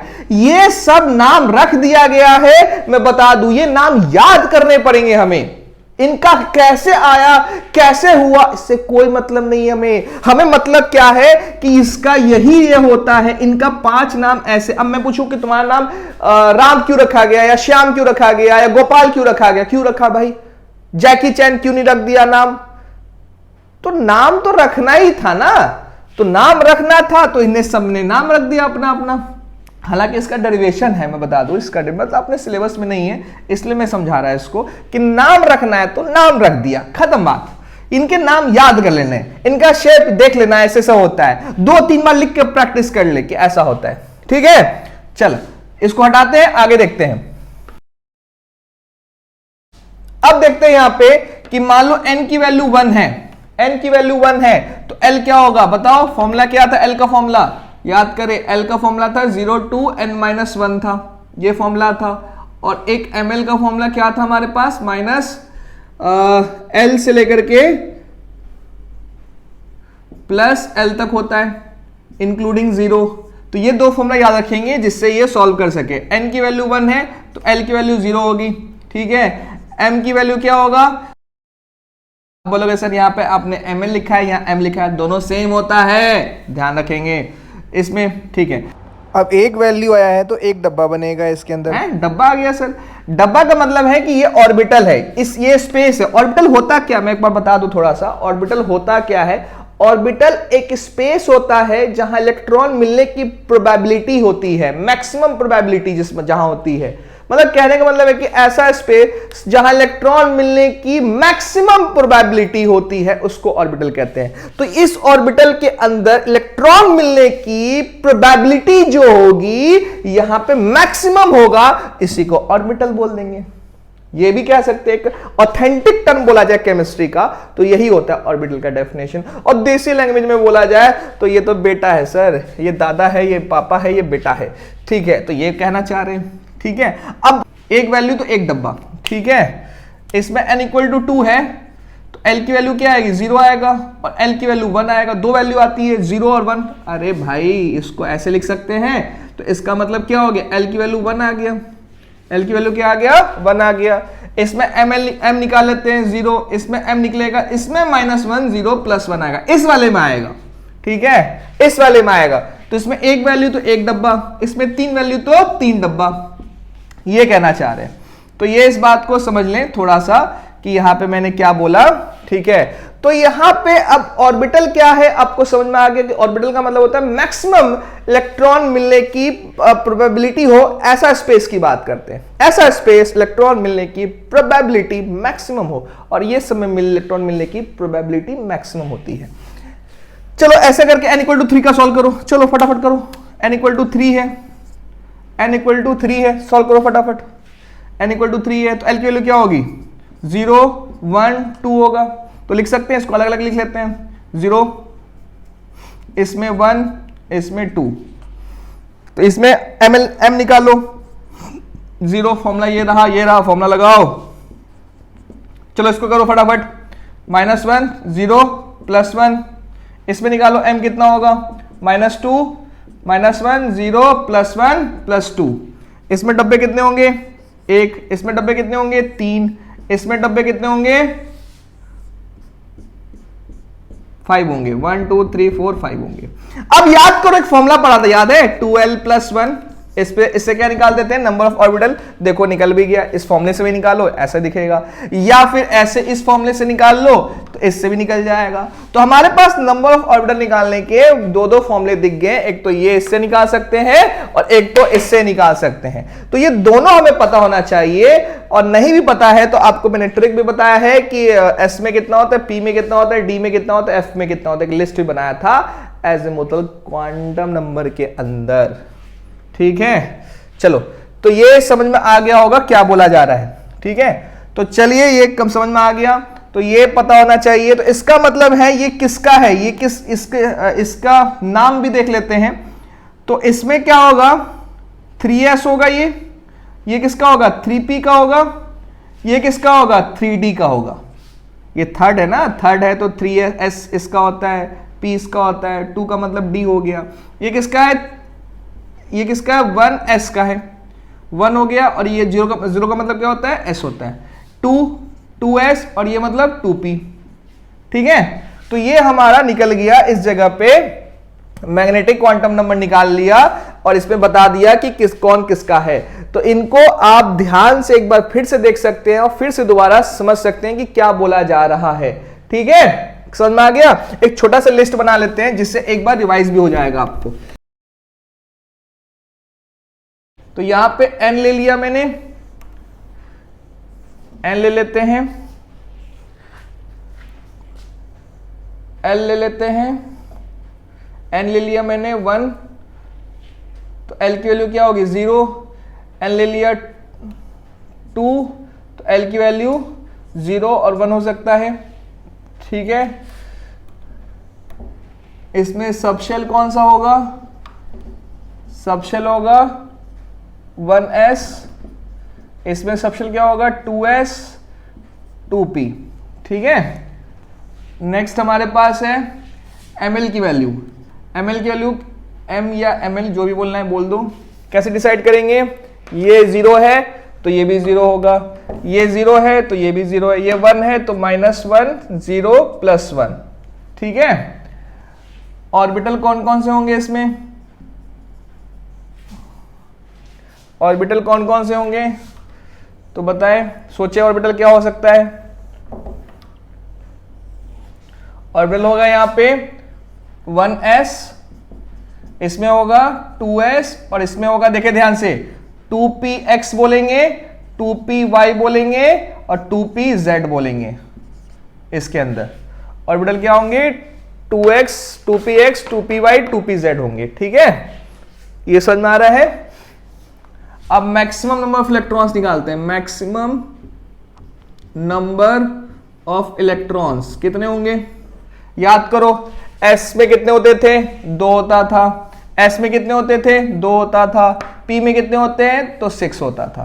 तो ये याद होना चाहिए कि s में 2 होता है, p जहां s देखा 2 मैक्सिमम, जहां p देखा वहां 6, जहां d देखा 10, जहां f देखा 14, जहां g देखा 18, जहां h देखा 22, ऐसे याद रखना है। ठीक है, फटाफट हो जाएगा। थर्ड के लिए खुद से आप कर लेंगे, मैं बता दूं 0 होगा 1 होगा 2 होगा, तो इसमें क्या क्या बनेगा 2s बनेगा, सॉरी यहां क्या बनेगा 3s बनेगा, 3p बनेगा, 3d बनेगा।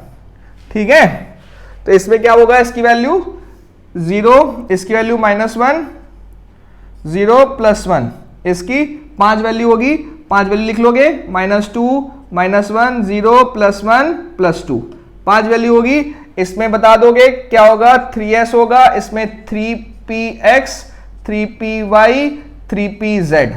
ठीक है, इसमें लिख लोगे, यहां पे क्या होगा 3dxy, क्या लिखेंगे इसका 3dxy, इसका 3dyz, ऐसे करके पांचों का नाम लिख देना है, ऐसे करके पांचों का नाम लिख देंगे। और इसमें मैक्सिमम कितने होंगे इलेक्ट्रॉन की मैं बात करूं तो 6 होते हैं p में, 6 होते हैं p में। अच्छा, इसकी मैं बात करूं तो इसमें मैक्सिमम कितने होंगे, 2 ही होंगे ना, इसमें भी 2 होंगे, इसमें भी 2 होंगे। ये क्या बोल दिया सर आपने, अरे भाई 3 डब्बे होते हैं, इसका नाम 2p है, इसमें 6 होते हैं मैक्सिमम इलेक्ट्रॉन, तो 6 मैक्सिमम होंगे तो 2 इसमें जाएंगे, 2 इसमें जाएंगे, 2 इसमें इलेक्ट्रॉन जाएंगे, ये कहना चाह रहे हैं। तो सभी में मैक्सिमम 2-2 इलेक्ट्रॉन होंगे। मैं बता दूं, नहीं आया समझ में, अरे भैया इन तीनों, अरे 2p में मैक्सिमम कितने होंगे, p में कितने होंगे 6 होंगे ना। अभी तो कहा मैंने, जहां s देखा, जहां p देखा, जहां d देखा 2 6 10 ऐसा बोल देना है। बट यहां मैंने 2px बोला है, 2py बोला है, 2pz बोला है, पर्टिकुलर की वैल्यू की बात करी है। इसमें मैक्सिमम 6 इलेक्ट्रॉन होते हैं, 6 को इसको बांट दिया गया है, 3 बेटे हैं ना, क्या है 3 बेटे हैं, तो हिस्सा तो मांगेगा ना भैया, हमें इलेक्ट्रॉन दो, डिवीजन होगा तो इलेक्ट्रॉन मांगेगा, तो ये कितना ले सकता है मैक्सिमम 2, ये कितना ले सकता है मैक्सिमम 2, ये कितना ले सकता है मैक्सिमम 2, ये कहना चाह रहे हैं। अच्छा सर, इसमें होते हैं 2 तो ये भी 2 रखेगा, इसमें होते हैं 2, तो इसमें भी 2, इसमें भी 2, इसमें तो 6 होता है ना, इसमें कितना होता है 6 होता है, तो ये 2 रखेगा, ये 2 रखेगा, ये भी 2 रखेगा, ये कहना चाह रहा है। इसमें मैक्सिमम 10 होते हैं इलेक्ट्रॉन, इस ये क्या करेगा, इसमें भी 2 रखेगा इलेक्ट्रॉन, ये भी 2 रखेगा, ये भी 2 रखेगा, 2 2 2 2 करके रखेगा, हो जाएगा 10 इलेक्ट्रॉन, ये कहना चाह रहे हैं। इसमें ये बोलना चाह रहे हैं कि मैक्सिमम इलेक्ट्रॉन कितना होगा, सभी में 2 2 करके आएगा। ओहो सर, समझ में नहीं आया, एक बार देखे वीडियो को समझ में आ जाएगा क्या बोला जा रहा है, लिस्ट क्या समझाना चाह रहा है। उसके बाद ये लिख ले और नेक्स्ट टॉपिक पे हम लोग आएंगे, कौन सा, स्पिन क्वांटम नंबर, जो लास्ट रहेगा। अब स्टार्ट करते हैं spin quantum number. Spin quantum number को बताने वाला जो साइंटिस्ट था वो था गाउड स्मिथ। गाउड स्मिथ ने पहली बार स्पिन क्वांटम नंबर के बारे में बताया। स्पिन क्वांटम नंबर के बारे में यह बताया कि इलेक्ट्रॉन जो है अपने एक्सिस पे रोटेट कर सकता है। इसी के बारे में हम लोग स्टडी करेंगे स्पिन क्वांटम नंबर के बारे में। तो चलिए स्टार्ट करते हैं स्पिन क्वांटम नंबर। यह हमारा लास्ट टॉपिक है, ठीक है। किसने दिया था स्पिन क्वांटम नंबर को, proposed by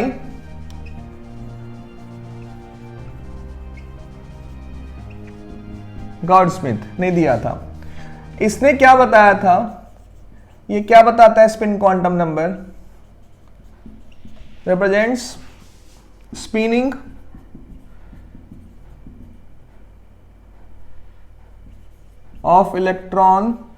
of an electron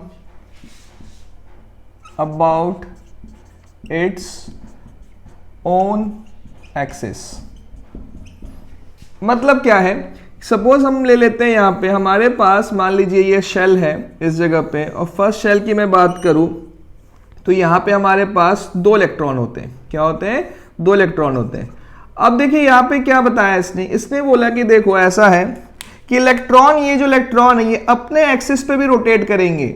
ये इलेक्ट्रॉन जो है अपने एक्सिस पे भी रोटेट करेंगे। हर एक इलेक्ट्रॉन अपने एक्सिस पे रोटेट करता है, जस्ट लाइक कह सकते हैं हम लोग सन है और अर्थ उसके अराउंड क्या है, अर्थ उस सन के अराउंड घूमते रहता है। यही होता है ना, ये मान लो सन है और ये अर्थ की मैं बात करूं तो अर्थ क्या करता है, रोटेट भी करता है और साथ ही साथ अपने एक्सिस पे भी रोटेट करता है।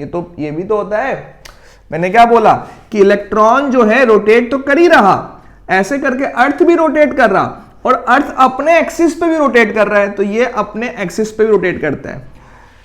गाउड स्मिथ ने ये बोला कि ऐसा है कि ये मान लो सपोज ये हमारा क्या है, ये एंटी क्लॉकवाइज रोटेट कर रहा है, तो ये हमारा क्लॉकवाइज रोटेट करेगा, ठीक है।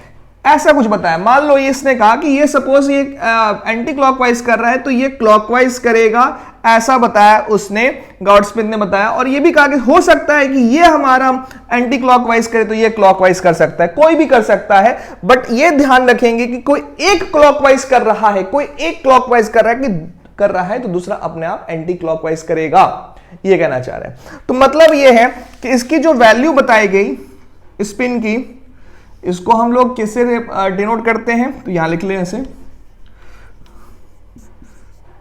Denoted by S and S और एमएस से भी करते हैं, ठीक है, एस और एमएस से भी करते हैं डिनोट। अब देखेंगे कि इसमें वैल्यू ऑफ एस जो रखा गया वो क्या होता है, वैल्यू ऑफ एस इसमें बोला गया कि होता है +½ और -½ होता है, 2 वैल्यू होता है, ठीक है। अब +½ -½ अब डाउट आएगा +½ ही क्यों रखा गया वैल्यू, -½ क्यों रखा गया, ये इसका डेरिवेशन होता है क्वांटम फिजिक्स के अंदर, और ये हम लोग स्टडी यहां पे नहीं करते हैं। हम लोग ये समझ के चलते हैं कि एक की वैल्यू +½ है, दूसरी की वैल्यू -½ है। मतलब क्या है कि मान लो इसकी वैल्यू बता दिया गया +½ तो इसकी वैल्यू -½ बताया गया। बात सर समझ में नहीं आई, चलिए आगे बढ़ते हैं, अपने आप समझ में आ जाएगा क्या बोलना चाह रहे हैं। देखिए दूसरा ये बोला गया पॉइंट कि एक हमारे पास, ठीक है, इसको बोल दिया गया हमारे पास स्पिन अप बोल दिया, तो इसको स्पिन डाउन बोल दिया। इसको स्पिन अप बोला गया, इसको स्पिन क्या बोला गया, डाउन बोला गया, ठीक है। स्पिन डाउन लिख देंगे यहां पे। ये क्या बता रहा है, ये इलेक्ट्रॉन बता रहा है। ये क्या बता रहा है, ये इलेक्ट्रॉन है जिसका रोटेशन के बारे में बात करेंगे। तो आप इसको लिख ले, इसको लिख ले, इसको। तो देखते हैं यहां पे कि ये वाला हमारा, मान लो इसकी बात करूं मैं, इसको ऐसे भी रिप्रेजेंट कर सकते हैं, इसको ऐसे भी लिख सकते हैं दोनों, या फिर इसको ऐसे लिख सकते हैं या फिर इसको ऐसे भी लिख सकते हैं। दोनों सही है, ऐसी बात नहीं दोनों गलत। किसी बुक में ये दिया रहता है, किसी बुक में ये दिया रहता है, तो इसको गलत ना समझे, दोनों सही होता है, ठीक है। अब आते हैं, इसका वैल्यू जो रखा गया, बोल दिया गया प्लस हाफ भी हो सकता है, इसका वैल्यू माइनस हाफ भी हो सकता है, मतलब प्लस माइनस हाफ बोल देते हैं इसको। इसकी वैल्यू जो रखा गया है प्लस माइनस हाफ रखा गया है।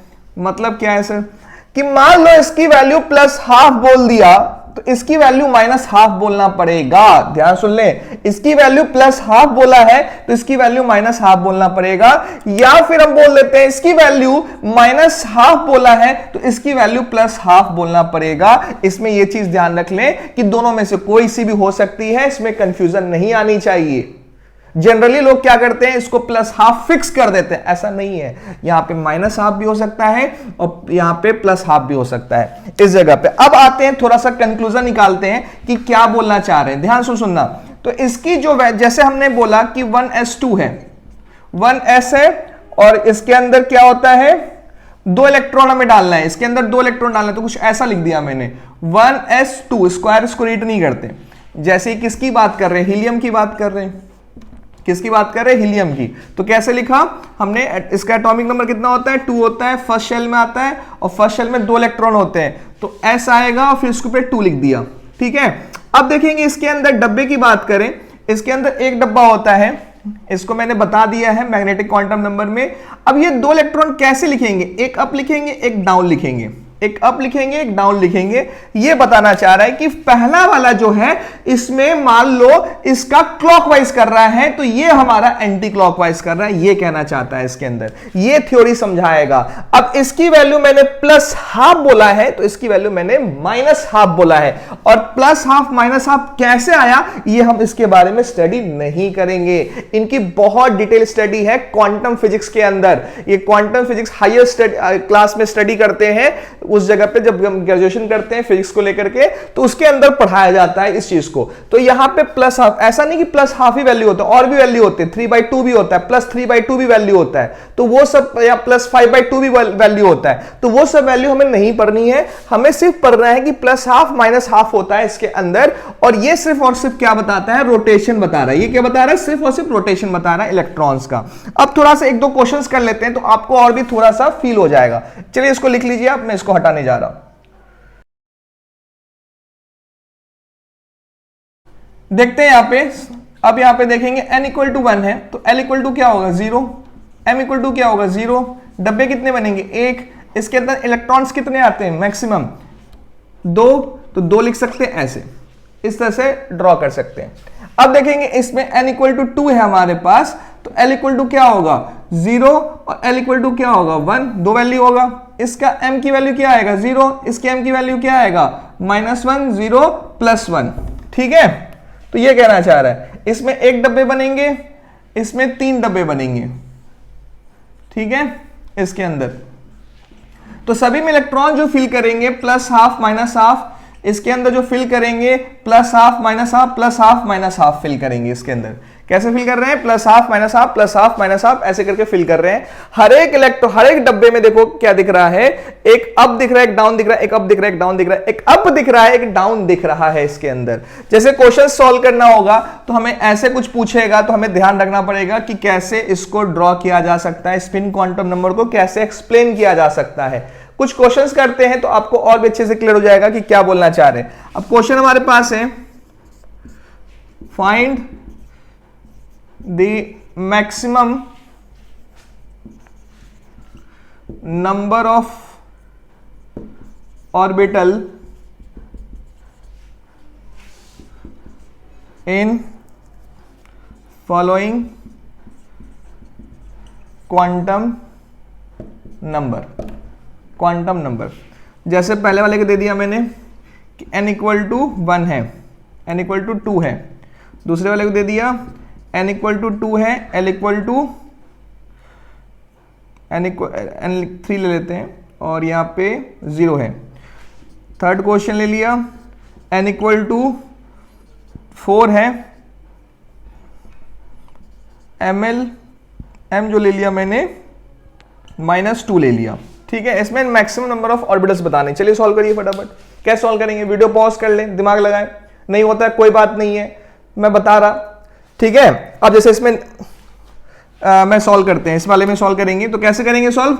तो यहां पे सबसे पहले L निकाल ले। L क्या होगा? 0 1, यही होगा 0 और L इक्वल टू 1 आएगा। इसमें ML निकालेंगे, M निकालेंगे तो क्या आएगा? 0, इसमें M निकालेंगे तो -1, 0 + 1। इसमें कितने डब्बे बनेंगे? 1। इसमें कितने डब्बे बनेंगे? 3। तो डब्बे ही क्या होते हैं हमारे पास? नंबर ऑफ ऑर्बिटल्स को बताया जाता है। तो इसका मतलब ये है, साफ साफ ये कहना चाहता है कि जितने डब्बे होंगे उतना ही ऑर्बिटल होगा, यही तो कहना चाह रहा है। तो इसमें मैक्सिमम ऑर्बिटल कितने हो सकते हैं? 4 हो सकते हैं। तो आंसर हो जाएगा 4। इसको ट्राई करें। इस वाले में कैसे करेंगे?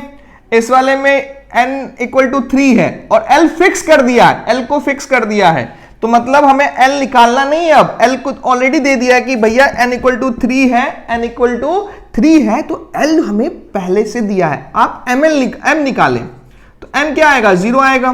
तो डब्बे कितने बनेंगे? 1। तो इसका आंसर हो जाएगा 1 आ जाएगा, क्योंकि L इक्वल टू 0 है तो M इक्वल टू क्या आएगा? 0 आएगा इसके लिए। ठीक है, तो हमारा वैल्यू 1 ही आया, तो डब्बा 1 होगा। अब इस वाले की बात करें तो इस वाले में क्या आएगा? n इक्वल टू 4 है तो हमें L नहीं निकालना है।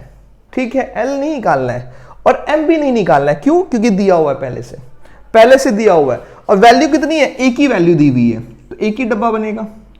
एक ही वैल्यू तो एक डब्बा बनेगा। ठीक है, तो इसमें भी आंसर हो जाएगा 1 हो जाएगा। ठीक है, क्योंकि यहाँ पे सोचना पड़ेगा ना, हमें बहुत सारी वैल्यू होती है। अब मन में आएगा सर कि बहुत सारी वैल्यू होगी सर इसकी। अरे होगी तो होगी, हमें उससे कोई मतलब नहीं है। हमें यहां देखना होगा कि m इक्वल टू -2 पहले से दे दिया है इसने, m की वैल्यू पहले से दे दिया है। हमें पता है कि m जितना होगा, जितनी वैल्यू m की होगी उतना ऑर्बिटल होगा। तो इसमें वैल्यू 1 दिया हुआ है, तो एक ही वैल्यू दी हुई है, तो डब्बा 1 बनेगा, मतलब ऑर्बिटल 1 बनेगा। ठीक है, और भी क्वेश्चंस करें तो और भी अच्छे से आपको क्लियर हो जाएगा।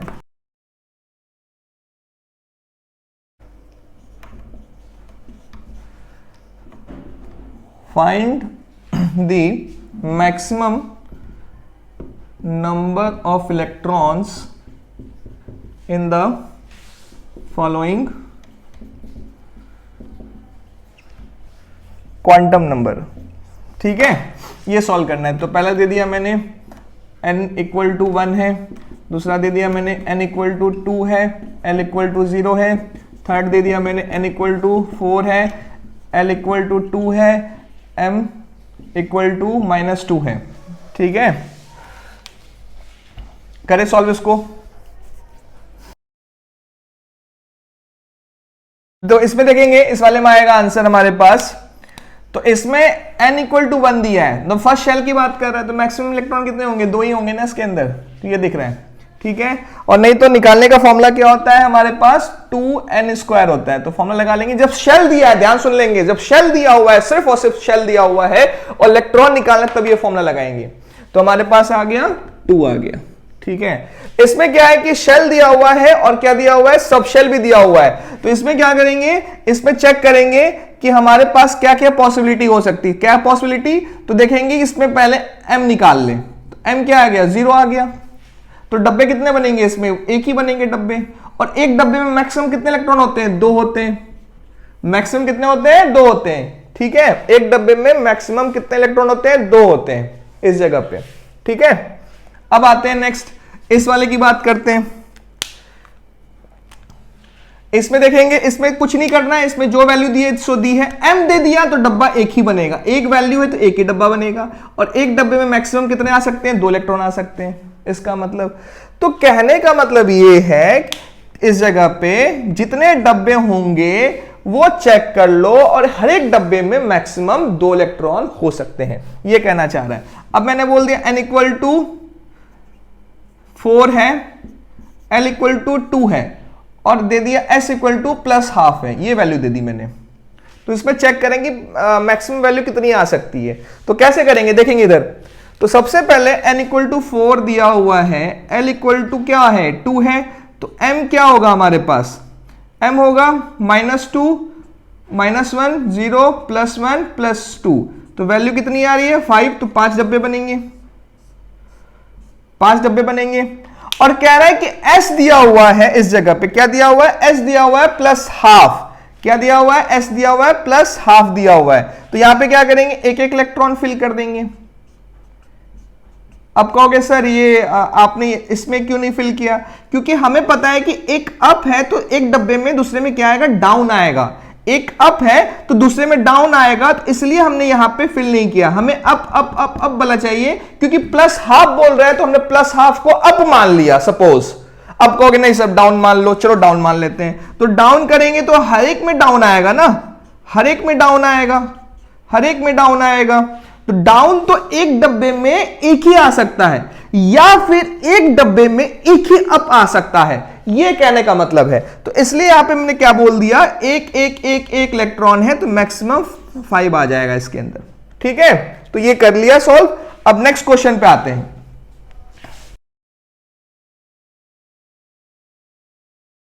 नेक्स्ट क्वेश्चन हमारे पास है, which of the following correct set of 4 quantum number, ये सॉल्व करें। ठीक है, ये सॉल्व करना है। तो पहला दे दिया मैंने n इक्वल टू 1 है, l इक्वल टू 1 है, और यहां पे m इक्वल टू 0 है, और s इक्वल टू +½ है। ठीक है, सेकेंड देखेंगे, n इक्वल टू 2 है, l इक्वल टू 0 है, m इक्वल टू -1 है, s इक्वल टू +½ है। मैंने थर्ड बोल दिया कि यहां पे n इक्वल टू 4 है, l इक्वल टू -1 है, ms इक्वल टू 0 है, s इक्वल टू +½ है। ठीक है, n इक्वल टू 5 दे दिया, यहां पे 0 बोल दिया, m 0 है, s इक्वल टू +½ है। ठीक है, मैंने दे दिया। नेक्स्ट करेंगे, n इक्वल टू 3 है, l इक्वल टू 2 है, m इक्वल टू -2 है, तो s इक्वल टू +½ ये दे दिया। सॉल्व करें इसको, इसमें से कौन सा correct set of quantum number है ये चेक करना है। ठीक है, तो देखेंगे, वीडियो पॉज कर ले, ट्राई करें, अपने से ट्राई करें इस जगह पे। ठीक है, अब आते हैं, तो पहले वाले का मैं चेक करूं कि n इक्वल टू 1 है, तो l तो 1 हो ही नहीं सकता, l क्या होगा इस वाले केस में 0 ही आएगा, 0 ही आएगा इस जगह पे। तो इसका मतलब है कि l इक्वल टू 1 हो ही नहीं सकता, तो ये हमारा करेक्ट नहीं है, आगे चेक करना ही नहीं पड़ेगा हमें।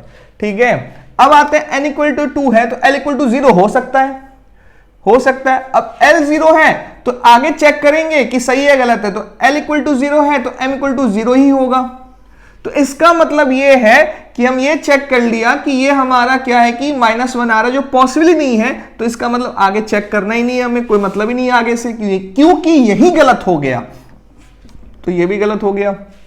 फिर थर्ड वाला चेक करेंगे, थर्ड वाले में क्या है कि n इक्वल टू 4 है, l इक्वल टू -1, तो ये पॉसिबल ही नहीं है, l निगेटिव में नहीं आता क्योंकि 0 से ही स्टार्ट होता है, l निगेटिव में नहीं आता क्योंकि l 0 से स्टार्ट होता है। ठीक है, तो आगे चेक करने का मतलब ही नहीं है, ये भी गलत हो गया।